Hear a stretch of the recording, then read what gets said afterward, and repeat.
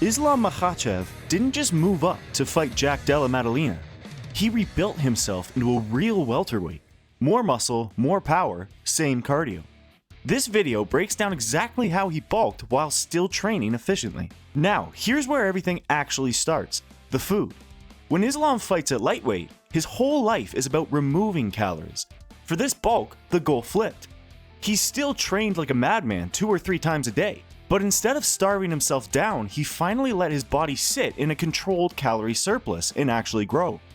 We don't have his exact MyFitnessPal, but we know how this usually looks for a fighter like him. At around 82 kilos, training constantly, his maintenance is already huge. To creep from there up towards 87, he doesn't need to eat like a YouTube mukbang. He probably just added a few hundred calories per day and stayed consistent for months. The backbone of it is simple: high protein so his muscles actually repair and grow. Think lean beef, lamb, chicken, eggs, fish, plus a shake or two when he's busy.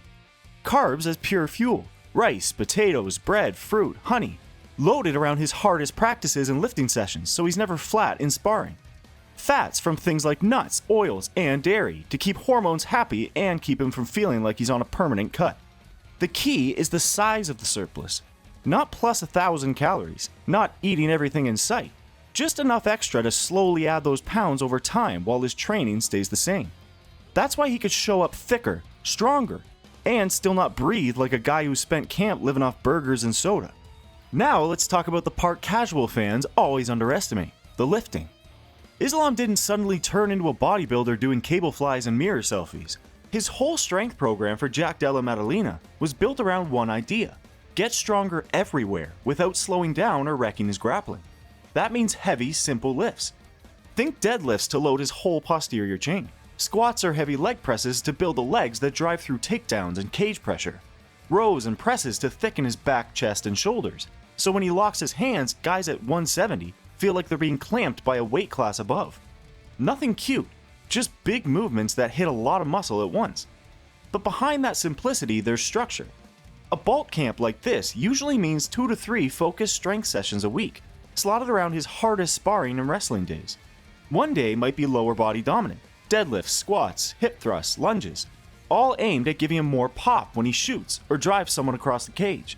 Another day leans upper body: rows, bench or floor presses, pull downs, loaded carries, to build the frame that holds people down and shrugs off clinch exchanges. The reps stay in that sweet spot, not endless pump work, not single rep powerlifting attempts, but heavy sets of 5 to 8. Just enough volume to build muscle and strength without leaving him so sore that he can't sprawl or sit out the next morning. Progressive overload is the quiet rule in the background. Add a little weight, squeeze out an extra rep, clean up the form. Week after week, tiny jumps stack into a completely different level of strength. Then, around those main lifts, you sprinkle the power work. Sled pushes to mimic driving someone from open space to the fence. Kettlebell swings, box jumps, and medicine ball throws to keep his hips snappy and explosive. Rotational throws directly feed into those tight hooks he lands in the pocket, and the torque he generates when he snaps people back to the mat from a front headlock. The important part is how all of this fits around MMA. He's not doing this instead of wrestling in pads. He's doing it on top of wrestling in pads. Strength sessions are usually paired with tougher grappling days, so his nervous system gets used to firing under fatigue, under lactic acid, under that "my legs are cooked" feeling. Lighter days are where he works pure technique, timing, distance, jabbing, feinting, drilling takedown entries, without loading his body with more fatigue. Because the goal isn't just lift more. The goal is lift more and still feel like Islam in round 4. And this is where that calorie surplus you heard about actually matters. At lightweight, trying to lift like this while cutting hard is a nightmare. You're underfueled, sore, sleep is trash, and you're always a little flat. Miss a meal and your body starts thinking about survival, not progress. At welterweight, with more carbs and more total calories coming in, he can actually recover from big compound sessions and still show up to sparring with real pop in his shots. So the end result isn't just a bigger Islam.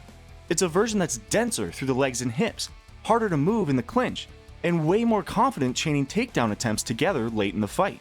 When he drags Jack Della Maddalena to the fence, you're not just seeing technique, you're seeing months of smart lifting stacked on top of years of grappling, all built to make that extra muscle do work instead of just sit there for the weigh-in photos.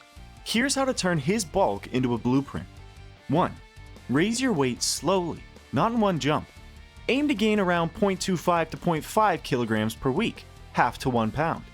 If the scale jumps faster than that, you're probably just getting soft, not strong. 2. Eat in a small surplus, not a seafood bulk. Add 200 to 400 calories above maintenance, not 1,000. Anchor every meal with protein, meat, eggs, dairy, or a shake. Use carbs, rice, potatoes, oats, fruit, around your hardest sessions. Add fats, nuts, olive oil, yogurt, to round things out and keep hormones happy. 3. Build your week around big, simple lifts. 2 or 3 strength days are enough. Lower body, deadlifts, squats or leg press, and lunges. Upper body, rows, presses, pull-ups, loaded carries. Keep most sets in the 5 to 8 rep range, and focus on adding a little weight or an extra rep over time. 4. Add power work that looks like your sport. After the main lifts, sprinkle in sled pushes or sprints, kettlebell swings or jumps, medicine ball throws and rotations. This keeps you explosive instead of turning you into a stiff gym bro. 5. Never replace skill work with lifting. Strength sessions sit around your main sport, not instead of it. Harder lifting days line up with harder grappling or sparring days. Lighter days are for technique, drilling, and timing. 6. Use basic supplements in sleep, not magic shortcuts. Creatine, protein powder, electrolytes, and decent vitamins are more than enough for most people.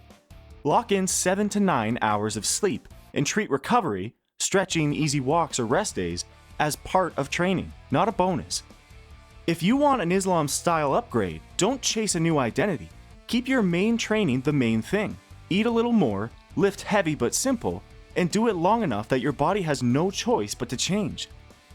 If you learned something new today, hit that like button, subscribe for more fight breakdowns, and watch the next video on your screen so you can keep leveling up the way you see this sport.